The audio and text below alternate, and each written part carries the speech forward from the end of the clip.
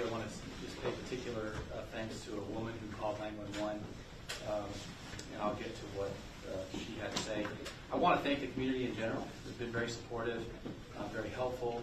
We're clearly very interested, but really also when we needed them to back off and give us space and patience and time, they did.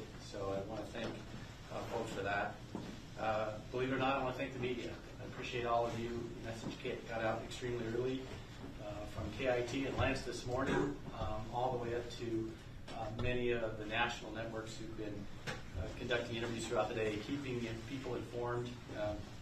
And we couldn't do that without you, and I mean that. It's very helpful, and you were all energetic and assisting us with getting that really important message out to folks.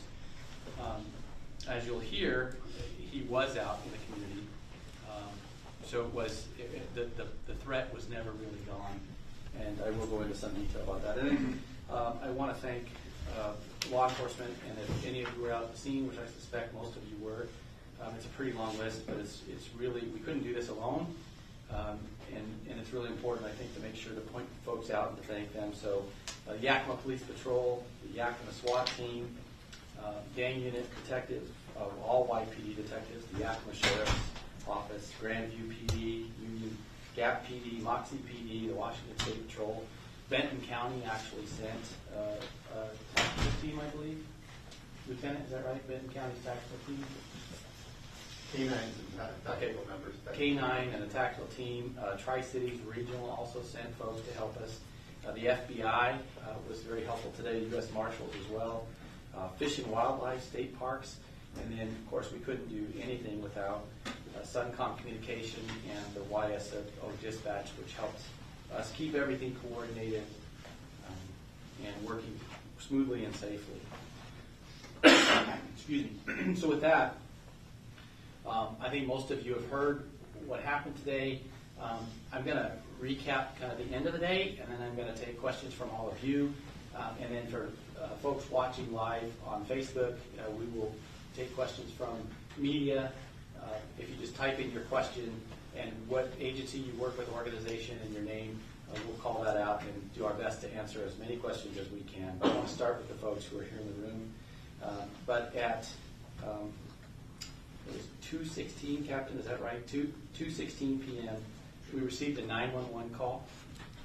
As many of you are aware, we had a SWAT call out. We had a house surrounded where we were hoping the suspect was located, but he was not. He was over by the Target store in Yakima. Could I get that map up? So we have a map here for you all to use. This is the Target store. The front faces the east. And we get a 911 call that says that the suspect had borrowed a woman's phone. He then called his mother, and he made several incriminating statements, including "I killed those people." He made several statements in front of her that he was then going to kill himself. She then was able to get her phone and try to separate from him and call 911. I listened to that call. It's pretty harrowing, and I have to really thank her again because she was very courageous in getting us there. And so the information that she was providing said that he was near the Pizza Hut, which is on the southeast side of the Target store. Officers began immediately responding, and within minutes, the suspect was actually located right in this area near the local Roots marijuana store. The suspect apparently shot and killed himself, and that was prior to officers' arrival. There were officers who heard the shots, but no one saw him actually do that. He was pronounced deceased at the scene. Is that correct? No, sir, about 3:15. So they medical care tried to save his life, but he was later pronounced deceased. In a vehicle? I'm sorry? Was he in a vehicle? He was not. He was on foot. And we don't know how he got to this area. And that's one of the things, and I'm happy to answer those questions. But obviously that drew a resolution to this to some degree. We're going to have to go through the formal process of identification, but everything that we see and what he said and what happened leads us to believe this is the same person that was involved in the shootings at the Circle K and the Arco gas station this morning. Clearly, we have to have a more formal process, but I can say with pretty good confidence that we believe that this is the person who was involved in those incidents today.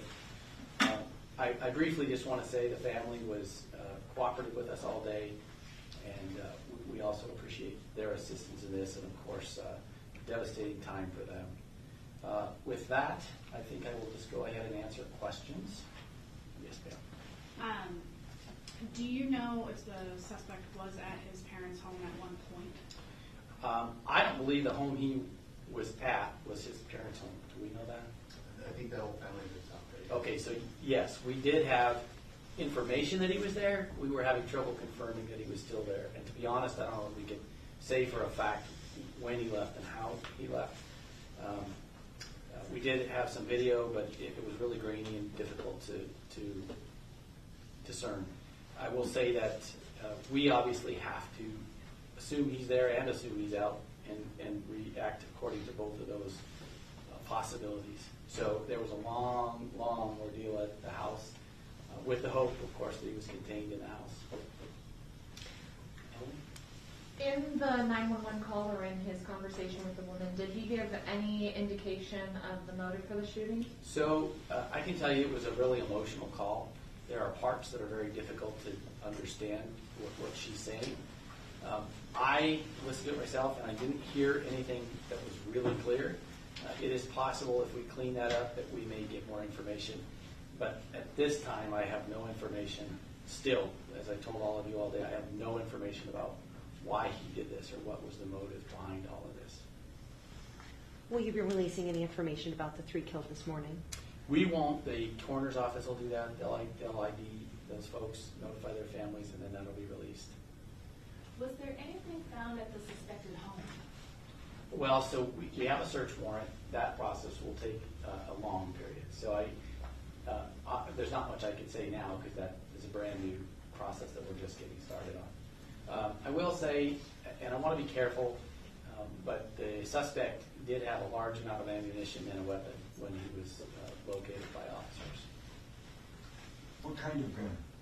I don't know, to be honest. It was a handgun. I know that. A semi-auto. Semi-auto. Did he have it when you found him? There was a gun at the scene. When you see a lot of ammo, how much? I don't know. I mean, that's one of those things that if I said, I would just be guessing. But it was clearly more than a normal person might carry. And Chief, you said he was not found with the self-inflicted gunshot in the car. He was out of the car. He was on foot. And the 911 caller described him walking around. And as he was walking, he just... She said he's walking towards me now. I mean, she was describing, well, she was watching him as this was happening. So she essentially saw him pull the trigger. That I don't know. I don't think so because the Suncom people had asked her to go into business to get safe because she was afraid at that point. And she had no relation to him. She was just... Not that we can, not that I know right now. I mean, she said that he had asked her to borrow a phone. She let him, and then she heard a call between him and his mom, and that's when a lot of the details of this were disclosed to her. Yes, ma'am. Who originally informed the police that where the suspect was following the shootings? This 911 caller. You mean between the morning and the night? Between the morning and I don't think I'm going to get into that, to be honest. We did have some tips, so people gave us tips, but I think at this point it's better to just leave that there. Yes, ma'am.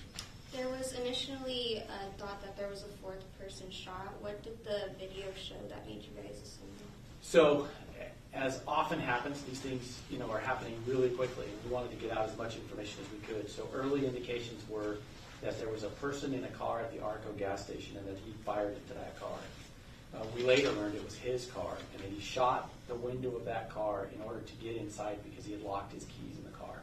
So we corrected it as soon as we had that information, but it's one of those things you don't know till you know. Was this suspect known to you all before this, or is this? This is by law one of the areas I have to be a little careful with. So all I can say is that we do have a record of him, and I'll leave it at that. Earlier this morning, you said it was a random act. Do you still believe it was random? Yeah, so I want to be really clear. I don't think we know, and we may never know.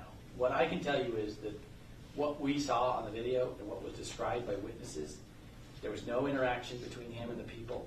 They were just sitting there getting food and got surprised by this person who came in and, literally as he was opening the door, he started shooting these people. And then after shooting both of them, and remember, he was not masked up. He did nothing to conceal his identity. He walked out, saw somebody else in the car and shot them, and then walked across the street and shot his own car, a lot of times, by the way, and drove away. So from the video and the witness statements, it looks very much random. We may learn throughout the investigation that there was something else. I don't know of anything. I don't think we have any indication of that at this time. But if we do learn that, we'll let you know. Unfortunately, it doesn't look like a robbery. It doesn't look like a typical motive that you might see in a shooting, which of course is what makes this such a difficult and troubling case for everybody. Chief, we know that this has rocked the community. Is there a new message now that there is somewhat of a conclusion to all of this? Unfortunately, there's just not a lot of good that you can say in this. It's just difficult. It's difficult for the officers. It's difficult for the community. It's difficult for the families on both sides of all this.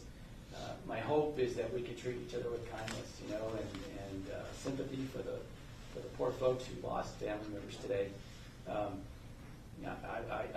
done interviews with most of you today, so they blur together. But I was asked, could this be prevented? Well, I don't know how. I mean, he just came in and did this, and it would be really difficult to defend yourself, even if you were a highly trained person, because you wouldn't know this threat was coming. And that makes people uncomfortable, and I think that's why America is uncomfortable right now with a lot of these crazy incidents that are occurring. And here we are in Little Yakima, right on the heels of California, dealing with much the same thing. But I don't have the answers, and our job is to get evidence and locate suspects. And I'm very proud of the team. They did just that today. And luckily, nobody else was hurt.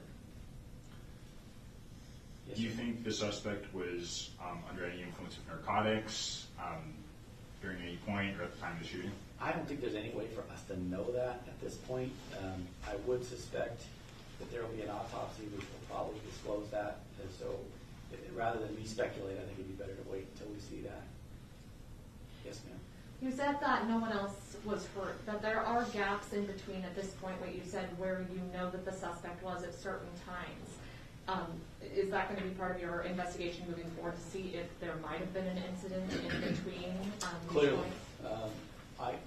I doubt it, but if anything's possible. So, of course, we always have to be open to the possibility of anything. So we will be, and our detectives will be thorough, and there will be a final report, and we'll be able to make that public. Chief, I'm kind of unclear on the mother's role. So he gets the call, he uses the phone, calls his mom, she then calls you guys. I don't know if she called us.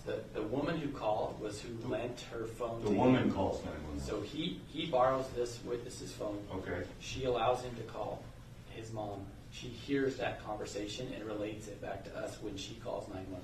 Gotcha. Chief, when he is walking towards this woman, is he pointing the gun at her or himself? Now, this is just me going off of memory. I just want to be careful with those things. I don't remember her saying she ever saw a gun. And by the time he shot himself, because I think I told you she was inside of a business. Right, she walked away. Thank you for that clarification.